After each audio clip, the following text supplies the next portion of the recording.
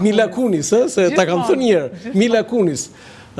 Faleminderit që je këtu sot. Faleminderit shumë, Roland, respekt gjithmonë. Je rritur shumë si politikane, por nuk e di si do ta përballosh të mbas gati një viti këtë intervistë, se kjo do jetë hard talk. Do jetë pak më vështirë, Jo, ti e di atë, unë nuk e di, unë nuk kam lëvizur, ti ke lëvizur, ti ke ndryshuar. Në çfarë aspekti? Se kam ndryshuar pak dhe nga pamja në fakt. Je dobësuar? Je dobësuar? Jam dobësuar shumë. Po çka ke bërë? Ma kanë mbajtur dhe këngë tani, ti e ke parë. Ma, është e drejta jote, çdo njeriu ta mbaj trupin si çdo ai. Çka ke bërë që dobësuar? Ke lënë ushqimin apo servitin? Po, të gjitha nga pak. Po siç do thonin komentuesit në rrjetet sociale, e dobësuan hallet e popullit. Kështu më thon. Me ironi, besoj. Këta nuk kuptojnë, Roland, që në fakt unë realisht jetoj me hallet e popullit. Të popullit të zonës time, ta ati fragmenti që drejtuesi politik ka vendosur që unë të udhëheq, në Partisë Socialiste, po këta e bëjmë për ironi, po në fakt nuk e din që një pjesë e mirë dhe konsiderueshme e ditës në fakt më shkon atje. Jo vetëm mua, Shkon gjithë deputetëve të Partisë Socialiste. Jo, nuk jam këtë aktivitet. Po ku? Ato malet e maleve ande nga zona? Malet do të ftoj një ditë, se i kam dhe gjitha zona malore, do të ftoj një ditë, po e pate me kënaqësi. Po me kënaqësi vi patjetër. Dhe i shkel ato malet kështu, shko. Fshat më fshat, rrugë më rrugë. Dhe kjo ka bërë që e dobësuar? Ja, ma ja tani, s'është kjo. Është tjetër mënyrë. Kjo është patjetër derivati i saj. Dhe është dashur dhe në funksion të kësaj. Po ajo që kanë bërë unë është ajo që duhet bëjnë gjithë. Kur e shohin që nuk ndihen shumë mirë me veten. Të kyçin gojën. Ku e kyç gojën Sara Mila, më, qa thua ti të kyç gojën, qa thua më? Te ushqimi flasim. Te ushqimi, më falë se dëshë nga të roba. Mos i ngatroj. Okej, fillojmë tani me atë serioze.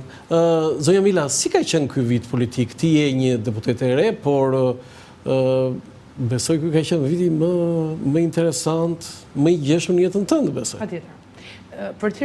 Për qenë sinqert, ka qenë goxha dinamik. Paktën me atë çfarë na thonë edhe kolegët të cilët kanë eksperiencë dhe kanë vite në Parlamentin e Shqipërisë, na thonë që juve ju ka qelluar mandati ndoshta më i ngarkuar jo vetëm për shkak të ndodhive politike dhe të aktualitetit, por edhe të gjithë volumit të punës që në fakt po bëhet për të shkuar në Bashkimin Evropian. Vetëm ditën e sotme unë kam dëshirë shumë që ta përmend këtë që ne mbyllim 3 kapituj të negociatave në Bruksel dhe është një arritje e jashtëzakonshme që brenda një viti të gjitha këto ndodhin.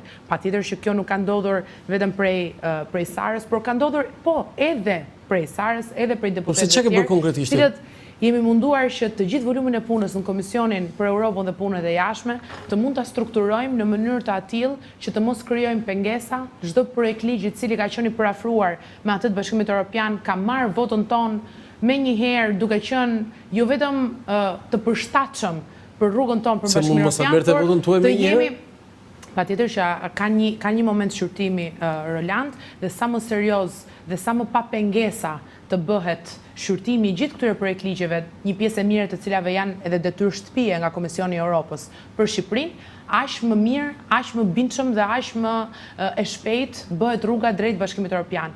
Shqiptarët nuk janë më të mirët në durim, në aspektin e asaj çfarë ti u premton dhe do duhet që ta marrin po me njerë dhe e meritojnë shqiptarët për hir të vërtetës. Kanë pritur boll, kanë duruar boll. Ai targeti i Shqipërisë europiane në vitin 2030 nuk duhet të jetë thjesht një premtim që ne e bëm në fushat, po duhet të jetë me patjetër realitet dhe ne po vrapojmë drejt këtij realiteti të ri që sa më shpejt i vi Shqipërisë, aq më mirë është për Shqipërinë e për shqiptarët. Tani do të interesohemi apo jo, Sara? Si patjetër që po? Ma ke diçka që ne nuk e dim dhe ti e di si deputete? Nuk ka diçka të fshet në këtë mes. Rruga për Bashkimin Evropian është shumë transparente. Mendoj është ndoshta procesi më transparent që mund ndodhë ndonjëherë. Jo, a duan atje në Bruksel?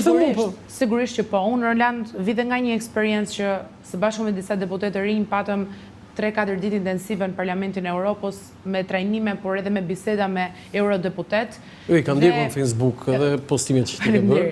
Dhe realisht e gjithë dëshira e mirë ekziston për Shqipërinë. Por unë dua që t'ia them shqiptarëve që kjo nuk është thjesht një dëshirë organike e mirë, se një ditë u zgjua Bashkimi Evropian dhe papritmas vendosi që të jetë dashamirës me Shqipërinë. Shqipëria ka dhënë rezultatet e veta, ka dhënë garancitë e veta dhe Shqipëria ja ka dhënë besimin më në fund Bashkimit Evropian që mund të ulet në atë tryezë dhe të jetë e barabartë mes të barabartëve në atë vend ku në fakt e meriton. Shqipëria është europiane, por meriton të jetë zyrtarisht. Jo, këto i dimne, po ekziston mundësia që ne të kemi një status hibrid që të jemi pa të drejt vote etj. Kjo që diskutohet? procesit mund të nxjerrë shumë bishta rrugës dhe të mund të ridimensionohet si proces është gjithmonë një ide e hapur, sepse Bashkimi Evropian vendos vetë se si i vendos rregullat e lojës.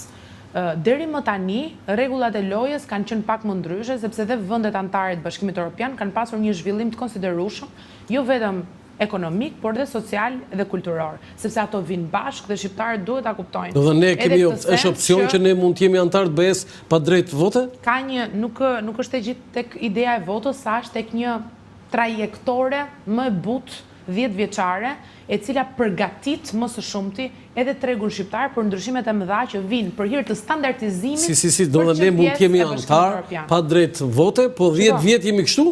Vetëm të them unë ty diçka. A ka nevojë realisht Shqipëria të ketë vot në sensin e parë të fjalës? Tani e flasim sikur të jetë gjithçka në teori, sepse praktikën askush nuk e di deri në momentin që ndodh. Shqipëria ka qenë dhe e ka dhënë votën pro Bashkimit Evropian pa qenë fare pjesë e Bashkimit Evropian. Ne 100% e përafrojmë legjislacionin, politikën e jashtme e thot barometri i Bashkimit Evropian e kemi 98% të akorduar me Bashkimin Evropian, ne e kemi bërë dhe jemi sjellë siç ka dashur Bashkimi Evropian të sillemi edhe pa qenë pjesë e Bashkimit Evropian. Po jo, ky është diskriminim që ne ku ndryshon, të lutem, në teori, ku ndryshon qasja jon ndaj Bashkimit Evropian nëse ne kemi apo jo veton për një kohë të caktuar. Pra nuk ndryshon, ama benefitet për Shqipërinë këtu ndryshojnë, patjetër. Pra ne, në momentin që bëhemi antar, marrim të gjithë benefitet që duhet të marrë një vend antar, ndërkohë që zëri jon pro ekziston de jure de facto. Pra, nuk është njësoj se s'ka ndodhur njëherë përpara. Pse këtë stad? Shiko, është një diskutim, duhet thënë që nuk është se ka një vendosje 100% të kësaj. Është një diskutim i cili mbahet sot edhe në Bashkimin Evropian, por jo vetëm. Vetëm për ne? Jo vetëm për ne. Po për kë? Për vendet e Ballkanit Perëndimor, për vendet e rajonit tonë. Ne jemi vetëm nëse interesohemi, zonja Mila? Neve kemi dëshirë që bashkë me Malin e Zi të mund që ta prekim të dy bashk momentin e hapjes, paktën për rajonin tonë, flasim. Unë të jemi sinqert nuk vendos shumë kushte barazie apo në sensin të jemi ne të parët apo të jenë ata të parët. Deri më tani me negociatat Mali i Zi është më përpara Shqipërisë, sepse ka mbyllur më shumë kapituj. Neve mbyllim sot 3 kapituj të parë, ndërkohë që Mali i Zi e ka kaluar gjysmën e kapitujve në mbyllje, por kjo nuk është një garë midis nesh dhe Malit të Zi, patjetër që çdo vend ka trajektorin e vet, sa kjo është një garë me vetveten në fakt. Pra nuk është vetëm çështja që ti të shkosh dhe të mbyllësh kapituj. Çështja është se sa këto kapituj pastaj do të efektojnë në jetën e qytetarëve tanë, e të votuesve tanë, sepse në fund të ditës shqiptarët jetojnë në Shqipëri dhe ata do duhet që t'i marrin benefitet e këtij procesi. Çështja e antarësimit sot duket shumë teorike, sepse ka të bëjë me negociata, ka të bëjë me shkresa, ka të bëjë me përafrime, por do të jetë shumë i afërt momenti ku Bashkimi Evropian do të ndihet shumë në praktik. Dhe kur unë them do të ndihet tek standardet më të mira, tek shërbimet që i afrohen më shumë qytetarit afër banesës, tek patjetër financimet më të mëdha që vijnë nga Bashkimi Evropian, ashtu dhe sikundër një kulturë e re edhe në sjellje europiane. Kulturalisht, patjetër që ne kemi qenë gjithmonë pro-europian, por a jemi sjell vërtet si europian në çdo aspekt? Antarësimi dhe të qenurit një qytetar i Europës me pasaportën europiane, në thonjza dua ta them këtë, imponon në një farë mënyre, sidomos për brezin e ri që rritet me standardet e reja europiane, edhe një europianizim të identitetit tonë. Kështu që ka shumë benefite që sjell ky proces, prandaj edhe ne po vrapojmë për shkuar atje. Mbetet për të parë deri në fund të rrugtimit tonë, deri në vitin 2030, se si do të kemi ne dhe Bashkimi Evropian qasjen edhe për këtë historinë. Do thënë ju në zgjedhjet e vitit 2029 do thoni na lini dhe një vit, mandatin e 5 do antarësohemi në BE. Shiko, ne targeti jon fillestar është që të mbyllim gjithë kapitullin 2027. Jo vetëm targeti jon, po edhe ajo çfarë ka thënë Bashkimi Evropian vetë. Po pra, ky është kushti. Por ka një 2-3 vjeçar mbrapa mbylljes kapitujve, është procedurial në fakt, që ti të marrësh antarësimin e plot. Do thënë ju kërkoni edhe mandatin 5 ara. Ne kërkojmë çdo mandat, se nuk kemi pse të stopojmë ne kërkesën për mandat. Ka shpejt të zuri politika Sara Mila? Po pse duhet të japim ndjetro në momentin që futemi në Bashkimin Evropian? Kush është logjika? Po mirë, në një ndjetro edhe mirë është bëni Sara, se 4 mandate, 5 mandate, 6 mandate të çmendeni fare pastaj? Nuk është kështu. Nuk është kështu, sepse Partia Socialiste është një parti e cila ndonse u bë shumë vite në pushtet, dhe po patjetër mund të jetë edhe shumë vite tjera në pushtet, kjo nuk do të thotë që vjen me të njëjtin ekip, ka rifreskime her pas here, ka individ të rinj, qoftë në nivel vetëm njëri nuk ndryshon. qendror, qoftë në nivel vendor, kështu që unë nuk mendoj se ne i kemi dhënë të njëjtën ofertë shqiptarëve gjithmonë. Patjetër që ka një program i cili qëndron i njëjtë dhe me të njëjtin vizion, që është ai i Shqipërisë Europiane, por ju e keni parë shumë mirë se si kanë ndryshuar gjithmonë ekipet. Kështu që ne i japim shqiptarëve ofertën tonë, nëse shqiptarët na besojnë dhe na votojnë, neve vazhdojmë të qeverisë.